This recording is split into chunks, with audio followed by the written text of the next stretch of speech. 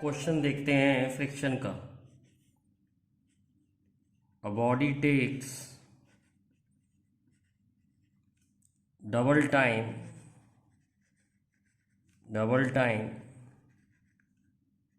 to slide on rough inclined plane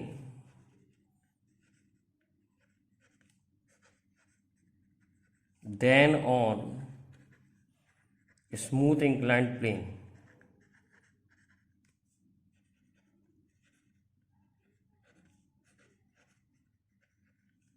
of angle 45 degree. Find coefficient of friction. तो इसमें कह रहा है कि एक बॉडी जो है इंक्लाइंड प्लेन पे फिसल के आ रही है, तो स्मूथ पे अगर टाइम टी लगता है तो रफ पे टाइम डबल लगता है, यानी 2t। तो हमें थोड़ा स्मूथ के बारे में पता होना चाहिए, थोड़ा रफ के बारे में पता होना चाहिए। स्मूथ पे बेटा एक्सलेशन होती है जी साइन थीटा, ये आपको न्यूटन्स लॉ में बताया था, और टाइम लग रहा है टी। रफ पे जो एक्सलेशन होती है वो होती है G sine theta minus mu जी cos theta. Mu G cos theta हट जाता है तो स्मूथ पे जाती है, और फ्रिक्शन ले लेते हैं तो जी साइन थीटा माइनस म्यू जी कॉस थीटा होता है रफ इंक्लाइंड प्लेन पे, और इस पर टाइम लग रहा है डबल। तो दोनों इंक्लाइंड प्लेन एक जैसे हैं, तो दोनों का डिस्प्लेसमेंट सेम होगा। जो डिस्प्लेसमेंट इस पे होगा वही डिस्प्लेसमेंट इस पे होगा। तो पहले हम इसके इक्वेशन लिखते हैं। S is equal to u zero है, हाफ जी sine theta into T square, और इसके लिए इक्वेशन लिखते हैं S is equal to half ji sine theta minus mu ji cos theta, और इस पे टाइम डबल लग रहा है 2t का स्क्वायर। ध्यान रखें 2t का होल स्क्वायर करना है, टाइम डबल लग रहा है। अब दोनों को इक्वेट कर देते हैं, दोनों एस सेम होंगे, तो half ji sine theta T square is equal to half G common sine theta minus mu ji cos theta into 4t square. जो कैंसिल हो जाए काट दो, हाफ जी कैंसिल हो रहा है, ये हो जाएगा साइन 45, टी स्क्वायर भी कैंसिल हो रहा है। Sine 45 is equal to sine 45 minus mu, g नहीं आएगा यहाँ पर, कॉस जी कॉमन ले लिया था, म्यू कॉस 45 इंटू 4। अब साइन 45 होता है 1/√2, साइन 45 कॉस 45 दोनों ही 1/√2 होते हैं, तो दोनों बाहर आ जाएंगे, 1 माइनस म्यू इंटू 4। सॉल्व करेंगे इसे तो ये आ जाएगा 1 is equal to mu 1 is equal to 1 minus mu into 4। तो 1/4 is equal to 1 minus mu, mu is equal to 3/4। एक बार फिर समझा देता हूँ। स्मूथ इंक्लाइंड प्लेन पर एक्सलेशन होती है जी साइन थीटा, क्योंकि एक ही फोर्स होती है एम जी साइन थीटा, तो एम जी साइन थीटा को एम में रखेंगे तो एक्सलेशन आ जाएगी G sine theta. Rough inclined plane पर एक्सलेशन होती है G sine theta minus mu जी कॉस थीटा। स्मूथ पे टाइम टी लग रहा है, रफ पे टाइम 2t लग रहा है। तो पहले स्मूथ की इक्वेशन लिखी, S is equal to half ji sine theta into T square, क्योंकि u इनिशियल वेलोसिटी जीरो है। ऐसे स्कीम में लगाया S is equal to U T plus half T square, u जीरो है तो S is equal to half ji sine theta minus mu ji cos theta 2t का square. अब हमने क्या किया, g कॉमन ले लिया, g कॉमन लेने के बाद इन दोनों डिस्प्लेसमेंट को इक्वेट कर दिया, क्योंकि दोनों की लेंथ सेम है इंक्लाइंड प्लेन की, एक जैसे इंक्लाइंड प्लेन है, और एंगल ऑफ इंक्लाइंड प्लेन हमको 45 दे रखा है। तो फिर हमने एंगल ऑफ इंक्लाइंड प्लेन रख दिया 45, साइन 45 माइनस म्यू कॉस 45, और ये 4 बचा, टी स्क्वायर कैंसिल हो गया है। सॉल्व करके म्यू की वैल्यू कितनी आ रही है, 3/4।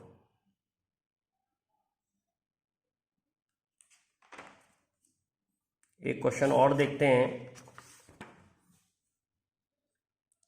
जैसे ये 2 किलोग्राम का ब्लॉक है, और ये एक पुली लग रही है, और इससे 4 किलोग्राम का ब्लॉक लटक रहा है। और म्यू की वैल्यू हमको दे रखी है 0.2। पूछ रहा है find acceleration of a system. तो देखें बेटा, इसका वेट नीचे लगेगा 4g, टेंशन ऊपर लगेगी T, इसमें टेंशन T, ऐसे टेंशन T। ये फ्री बॉडी डायग्राम बनाना पहले ही सिखा चुका हूँ मैं आपको। तो ऐसे टेंशन मार्क करते हैं अवे फ्रॉम बॉडी, इससे दूर और इससे भी दूर, तो टेंशन अवे फ्रॉम बॉडी।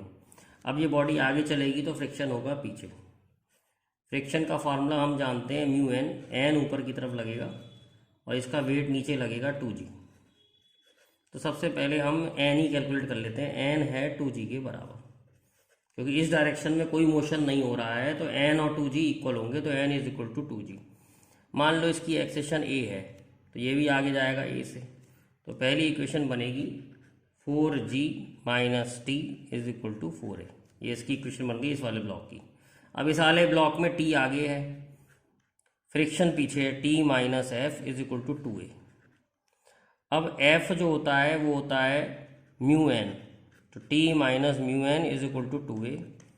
तो टी माइनस म्यू की वैल्यू 0.2, एन की value 2g is equal to 2a। अब हम क्या करेंगे, इस वाली इक्वेशन और इस वाली इक्वेशन को ऐड करेंगे। इसको 1 कह दिया, इसे 2 कह दिया, तो टी कैंसिल हो जाएगा। 4g minus 0.4g is equal to 6 से आ जाएगा। तो सॉल्व करेंगे ऐसे, 4g यानी कि 40 इज इक्वल टू, ये 4 हो गया, minus 4 is equal to 6a। तो 36 is equal to 6a, a is equal to 6 metre per second square. This is the answer. एक बार फिर समझा देते हैं। 2 ब्लॉक थे, एक 2 किलोग्राम का ब्लॉक था, एक 4 किलोग्राम का ब्लॉक था, और बीच में फ्रिक्शन दे रखा था। म्यू की वैल्यू 0.2 दे रखी थी। तो 4 किलोग्राम ब्लॉक वाले पे फोर्स नीचे लगेगी, वेट 4g, इस पे भी वेट 2g लगेगा, क्योंकि ये सरफेस पे रखा है, तो इस पे नॉर्मल रिएक्शन लगेगा n। टेंशन इसकी आगे है, फ्रिक्शन पीछे है, तो इसकी इक्वेशन और इसकी इक्वेशन लिखनी पड़ेगी आपको। तो इसकी इक्वेशन बहुत आसान है, जिधर एक्सेशन होता है उसमें से माइनस करते हैं। 4g माइनस टी 4a, पहली इक्वेशन बन गई। इधर एक्सप्रेशन इधर है, तो टी में से f माइनस करेंगे, T minus F is equal to 2a। पर फ्रिक्शन दे रखा है, फ्रिक्शन का फॉर्मूला होता है म्यू एन, तो फ्रिक्शन की जगह रख लिया mu N. N normal direction है, 2g इसका वेट नीचे लगेगा, नॉर्मल डायरेक्शन ऊपर लगेगा। इस डायरेक्शन में कोई मोशन नहीं हो रहा है, तो एन और 2g इक्वल होंगे। तो t minus 0.2 into 2g equal 2a, ये इक्वेशन आ गई। ये फर्स्ट नंबर की इक्वेशन मानी, इसे सेकंड नंबर की मानी, दोनों को ऐड किया, टेंशन कैंसिल हो गया। 4g minus 0.4g is equal to 6a, 40 minus 4 is equal to 6a, a की वैल्यू आ गई 6 मीटर पर सेकेंड स्क्वायर। अब बेटा एक और क्वेश्चन देखते हैं फ्रिक्शन पे। ये एक 2 किलोग्राम की बॉडी है और इसके ऊपर एक मास रखा है m, और ये पुली है, पुली से एक मास लटक रहा है 4 किलोग्राम। म्यू की वैल्यू आपको दे रखी है 0.2। पूछ रहा है what mass should be kept so that system remain stationary। कितना मास रखें कि सिस्टम स्टेशनरी रहे। तो सबसे पहले फोर्सेस मार्क करते हैं, इसका 4g हो जाएगा, इन दोनों का मास नीचे वेट एक्ट करेगा 2 प्लस m, और नॉर्मल रिएक्शन ऊपर की तरफ होगा n। फ्रिक्शन पीछे की तरफ होगा क्योंकि इसकी आगे बढ़ने की टेंडेंसी है। टेंशन ऐसे मार्क करेंगे अवे फ्रॉम बॉडी, इससे दूर और इससे दूर। अब ये सिस्टम चल नहीं रहा है, मतलब इसमें कोई एक्सेशन नहीं है, तो सारी फोर्सेस बैलेंस होंगी। तो पहली इक्वेशन बन गई T is equal to 4g, और इधर से इक्वेशन बन गई T is equal to F. पर हम जानते हैं F होता है म्यू एन। अब मुझे ये निकालना है कितना मास रखूं कि ये मूव ना करे। तो नॉर्मल रिएक्शन यहाँ दोनों का लेना पड़ेगा। टोटल कितना फोर्स नीचे आ रहा है उसकी वजह से नॉर्मल रिएक्शन बन रहा है। तो ध्यान रखें यहाँ पर n की वैल्यू 2 + mg होगी। तो टेंशन की वैल्यू हो गई म्यू 2 + mg। अब टेंशन की वैल्यू 4g है, म्यू की वैल्यू 0.2 दे रखी है, 2 + mg। जी और जी कैंसिल हो गए। सॉल्व करके आ रहा है 4 = 0.2 2 + m। फर्दर सॉल्व करें, 4/0.2 = 2 + m। ये आ जाएगा सॉल्व करके 20 = 2 + m। तो m की वैल्यू हो जाएगी 18 किलोग्राम। m की वैल्यू 18 किलोग्राम हो जाएगी। m 18 किलोग्राम का रखना पड़ेगा तब ये रुका रहेगा। एक बार फिर समझते हैं। एक 2 किलोग्राम का मास है, एक 4 किलोग्राम मास है। इस पर कितना मास रखें कि ये सिस्टम स्टेशनरी रहे, चले नहीं। तो पहले फोर्सेस मार्क कर लेंगे। 4g, इधर टोटल वेट लेना पड़ेगा 2 + mg। ये टेंशन हो गई t, ये टेंशन t हो गई, और फ्रिक्शन पीछे की तरफ होगा। अब हम चाहते हैं सिस्टम चल नहीं रहा है तो 4g t को बैलेंस करेगा, तो t = 4g, और t और f भी बैलेंस होंगे, t = f। फ्रिक्शन का फॉर्मूला μn होता है। n को ध्यान से समझना है। नीचे जो है टोटल मास 2 + mg है और ऊपर नॉर्मल रिएक्शन है, तो नॉर्मल रिएक्शन 2 + mg के बराबर होगा। पुट कर दिया इस इक्वेशन में n की वैल्यू 2 + mg। फिर हमें टेंशन की वैल्यू 4g मालूम है, पुट कर दिया, और इससे हमने m की वैल्यू सॉल्व कर ली। m की वैल्यू आ गई हमारी 18।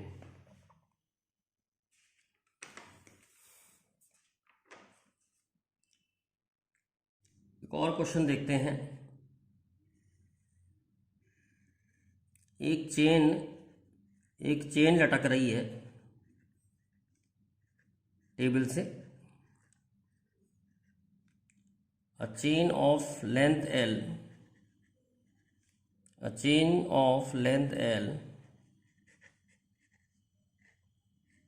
is hanging from table.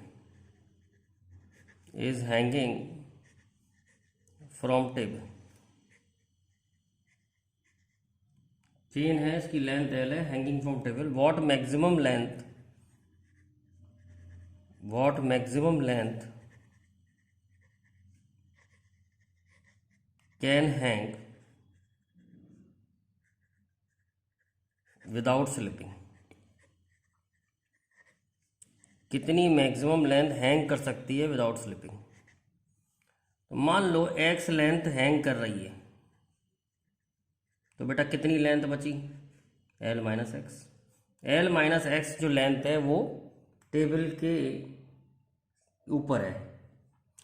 अब इसे ये नीचे गिरने की टेंडेंसी है, फ्रिक्शन के रोकने की टेंडेंसी होगी, तो फ्रिक्शन पीछे होगा। मैं क्या कर रहा हूँ, क्योंकि मुझे मालूम है मास प्रोपोर्शनल टू लेंथ है, तो मैं लेंथ को ही मास ले रहा हूँ। तो इसका जो मास होगा वो x होगा, तो वेट हो गया xg। इसका जो वेट हो गया वो हो गया L - xg। इससे बनेगा नॉर्मल रिएक्शन, और नॉर्मल रिएक्शन से बनेगा फ्रिक्शन। क्योंकि ये मूव नहीं कर रहा है, तो नीचे खींचने वाली फोर्स और ऊपर खींचने वाली, मतलब रोकने वाली फोर्स सेम होनी चाहिए। तो नीचे खींचने वाली फोर्स कौन सी है, xg, और रोकने वाली फोर्स कौन सी है, फ्रिक्शन। तो xg जो है फ्रिक्शन μn के बराबर होगा। xg = mu L - xg। g और g कैंसिल हो गए। x = mu L - mu x। तो mu x + x = mu L। x हमें निकालना था, तो x की वैल्यू आ जाएगी म्यू L/म्यू + 1। म्यू L/म्यू + 1। तो इतनी चेन हम लटका सकते हैं बिना फिसले। इससे ज़्यादा लटका देंगे तो फिसल के नीचे आ जाएगी।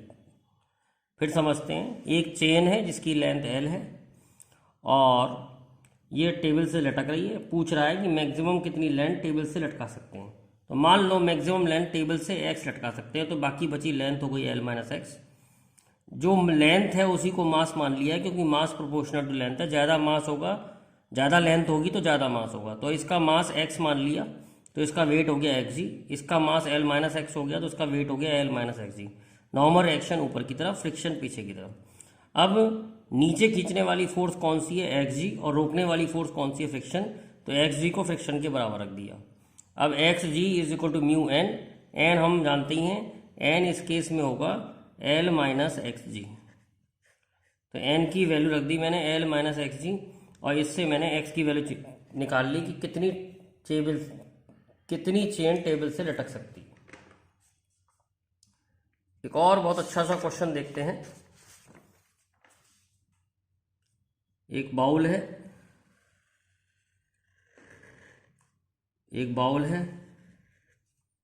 बाउल में एक चींटी ऊपर चढ़ रही है। बाउल में क्या कर रही है, एक चींटी ऊपर चढ़ रही है। हमको निकालना है मैक्सिमम कितनी हाइट तक चींटी ऊपर चढ़ सकती है। मतलब हमें ये एच निकालना है कि मैक्सिमम कितनी हाइट तक चींटी ऊपर चढ़ सकती है। तो सबसे पहले चींटी ऊपर चढ़ने की कोशिश कर रही है, तो सबसे पहले इसका वेट एम जी नीचे की तरफ होगा, और ये वाला एंगल थीटा ले लें अगर हम, तो ये वाला एंगल भी थीटा होगा, कॉरस्पॉन्डिंग एंगल। ये हो जाएगा आपका एम जी कॉस थीटा, ये हो जाएगा आपका एम जी साइन थीटा, ये हो जाएगा एम जी साइन थीटा। ये क्योंकि चींटी के फिसलने की टेंडेंसी नीचे है, तो फ्रिक्शन इसे रोकने की कोशिश करेगा, तो फ्रिक्शन ऊपर होगा। तो फ्रिक्शन ऊपर होगा। एंगल के पास वाला कंपोनेंट कॉस होता है, एंगल से दूर वाला कंपोनेंट साइन होता है। तो ये एम जी कॉस थीटा हो गया, ये एम जी साइन थीटा हो गया, और ये नॉर्मल एक्शन हो गया। नॉर्मल एक्शन सरफेस के परपेंडिकुलर होता है, तो ये सरफेस है, इसके परपेंडिकुलर होगा नॉर्मल एक्शन। तो सबसे पहले तो हम थीटा निकालेंगे, और फिर थीटा निकालने के बाद हम हाइट निकालेंगे। तो देखिए कौन सी फोर्स किसको बैलेंस कर रही है। तो एन जो है एम जी कॉस थीटा को बैलेंस कर रहा है, और फ्रिक्शन जो है वो एम जी साइन थीटा को बैलेंस कर रहा है। तो हमें मालूम है F is equal to mu N होता है। तो हम लिख सकते हैं M G sine theta is equal to mu M G cos theta. Solve करके हम देखेंगे sine theta upon cos theta की वैल्यू म्यू आ गई, तो टेन थीटा की वैल्यू म्यू आ गई। हमारे पास टेन थीटा मिल गया है। अब हमें निकालना है कि ये हाइट कितनी होगी रेडियस के टर्म में। मान लो इसका रेडियस आर है, अगर ये रेडियस आर है तो ये भी आर ही होगा, क्योंकि ये भी रेडियस है। ये डिस्टेंस हम एक्स ले लेते हैं, एक्स। तो अगर हमें एच निकालना है तो एच जो होगा वो होगा आर माइनस एक्स। आर में से अगर हम एक्स माइनस कर देंगे तो एच आ जाएगा। अब X upon R cos theta होगा, बेस अपॉन हाइपोटेन्यूज। तो एच की वैल्यू आ जाएगी आर माइनस एक्स की वैल्यू रख देते हैं आर कॉस थीटा। पर हमारे पास कॉस थीटा नहीं है, टेन थीटा है। तो हम क्या करते हैं, कॉस थीटा से टेन थीटा से पहले कॉस थीटा निकालते हैं। एक ट्रायंगल बना लें। टेन थीटा की वैल्यू म्यू दी है, तो ये म्यू हो गया, ये वन हो गया, ये हो गया root of mu square plus one.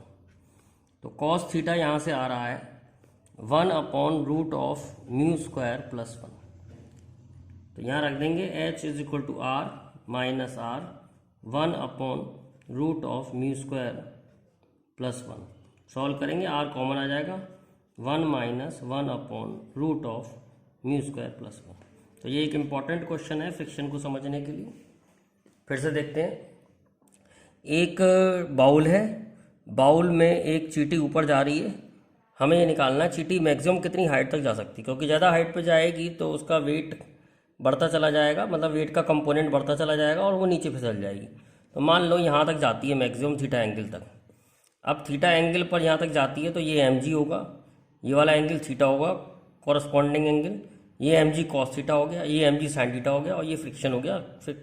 Friction ऊपर इसलिए लिया है क्योंकि चींटी के फिसलने की टेंडेंसी नीचे है, तो फ्रिक्शन रोकेगा उससे फिसलने से, तो फ्रिक्शन आगे होगा। अब ये नॉर्मल रिएक्शन है। एन और एम जी कॉस थीटा आपस में बैलेंस कर रहे हैं, एफ और एम जी साइन थीटा आपस में बैलेंस कर रहे हैं। एफ की वैल्यू होती है म्यू एन, तो एन की जगह रख दिया और एफ की वैल्यू रख दी। M G sine theta is equal to mu M G cos theta, tan theta is equal to mu. अगर एंगल पूछेगा तो थीटा बिल्कुल टेन इनवर्स म्यू आ गया, अगर केवल एंगल पूछेगा तो। लेकिन अगर हाइट पूछेगा तो हमें इसमें से एक्स माइनस करना पड़ेगा। आर माइनस एक्स एच के बराबर होगा, तो x और x upon R cos theta को सेटिस्फाई करेगा। x हो जाएगा आर कॉस थीटा, h की जगह r माइनस एक्स है तो x की वैल्यू रख देंगे R cos theta. Cos theta हम यहाँ से निकाल लेंगे ट्राइंगल बना के, कॉस थीटा की वैल्यू आ जाएगी 1 upon root of mu square plus 1। तो इस वैल्यू को हम यहाँ पुट कर देंगे तो हमें h मिल जाएगा कि h कितना है। एक प्रॉब्लम और देखते हैं फ्रिक्शंस की, बहुत इंपॉर्टेंट प्रॉब्लम है। एक ब्लॉक ए है और एक ब्लॉक बी है। बी का मास स्मॉल m दे रखा है। पूछ रहा है ए को कितनी एक्सेशन से चलाएं कि बी ब्लॉक जो है फिसले नहीं। what should be minimum acceleration of block A so that block B does not slip। तो हम चाहते हैं ब्लॉक भी स्लिप ना करें, तो कितनी एक्सेशन चलाएं। तो सबसे पहले हम फोर्सेस का डायग्राम बनाएंगे। अब देखो ब्लॉक ए में एक्सेलेरेशन है, तो ब्लॉक ए में एक्सेलेरेशन है तो block a non inertial frame है। नॉन इनर्शियल के हिसाब से प्रॉब्लम सॉल्व करनी होती है तो हम सूडो फोर्स लेते हैं अपोजिट टू एक्सेलेरेशन। तो एक सूडो फोर्स लगेगी इस पर opposite to acceleration M A. इसकी वजह से बनेगा नॉर्मल रिएक्शन, इसका वेट लगेगा नीचे और फ्रिक्शन लगेगा ऊपर, क्योंकि इसकी टेंडेंसी नीचे फिसलने की है। अब अगर फ्रिक्शन एम जी से बड़ा हुआ तो ये ब्लॉक रुका रहेगा। फ्रिक्शन म्यू एन होता है। अच्छा एन यहाँ पर, एन इधर है और एम ए इधर है, तो एन यहाँ पर एम ए के बराबर होगा। तो mu M A is greater than equal to M G, तो A is greater than equal to G by mu, यानी इतनी एक्सेशन से चलाने पर ही रुका रहेगा। मिनिमम एक्सेशन के लिए जी बाई म्यू रख देंगे, मिनिमम एक्सेशन होगी जी बाई म्यू। फिर समझते हैं, एक ब्लॉक है बी, एक ब्लॉक ए है। ए को कितनी एक्सेशन से चलाएं कि ब्लॉक बी रुका रहे। तो ब्लॉक बी पे लगने वाली फोर्सेस का ध्यान देना पड़ेगा। ब्लॉक बी पे वेट एम जी लगेगा क्योंकि ये एक्सलेटेड फ्रेम है। एक्सलेटेड फ्रेम नॉन इनर्शियल होता है। नॉन इनर्शियल में सूडो फोर्स माननी पड़ती है अपोजिट टू एक्सेलेरेशन, मतलब ए के हिसाब से नहीं फिसल रहा है। तो ए पे बैठ के देख रहे हैं हम, या ए नॉन इनर्शियल फ्रेम है तो इस पर सूडो फोर्स मानेंगे एम ए। तो फ्रिक्शन ऊपर की तरफ लगेगा एफ। हम जानते हैं कि अगर एम जी, एफ जो है एम जी से बड़ा होगा तो नहीं फिसलेगा, तो F is greater than M G तो नहीं फिसलेगा। Mu N is greater than M G तो नहीं फिसलेगा। एन की जगह एम ए रख दिया। Mu M A is greater than M G तो नहीं फिसलेगा। A is greater than G by mu तो नहीं फिसलेगा। तो मिनिमम एक्सेलेरेशन आ गई जी बाई म्यू। एक प्रॉब्लम और देखते हैं। एक ब्लॉक है जिसका मास एम है और इसकी स्पीड वी है। इसे एक रफ सरफेस पे छोड़ दिया गया। तो हमसे पूछ रहा है at what minimum distance the block stop. इसको हम बोलते हैं stopping distance. Stopping distance. A block of mass m, a block of mass m moving with speed v, moving with speed v is left on rough surface. At what distance it will stop?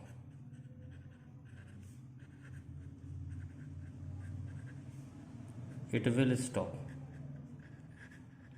तो अब हम block पे लगने वाली force का diagram बनाएंगे। Block पे M G नीचे की तरफ फोर्स लगेगी, नॉर्मल रिएक्शन ऊपर होगा। चलता हुआ छोड़ दिया तो फ्रिक्शन इसे रोकने की कोशिश करेगा तो फ्रिक्शन एफ होगा। तो हॉरिजॉन्टल डायरेक्शन में केवल एक ही फोर्स है फ्रिक्शन जो उसे रोक रही है, तो फ्रिक्शन जो होगा वो होगा म्यू एन। फ्रिक्शन का फॉर्मूला पड़ा है M A is equal to mu N, यहाँ पर एम जी के बराबर है, तो A is equal to mu G, यानी ए जो है वो रिटार्डेशन है, रिटार्डेशन म्यू जी के बराबर है। हमें निकालना है कितनी दूर जाके रुक जाएगा, तो V square is equal to U square minus 2as, V zero हो जाएगा, जब ये यहाँ रुक जाएगा तो इसका वी ज़ीरो हो जाएगा, और इनिशियल वेलोसिटी वी बता रहा है, तो initial velocity V minus 2 retardation mu G के बराबर एस, तो एस आ जाएगा V square upon 2 mu G. तो स्टॉपिंग डिस्टेंस जो होता है वो वी के स्क्वायर पर डिपेंड करता है। सपोज वी डबल कर दें, इफ़ वी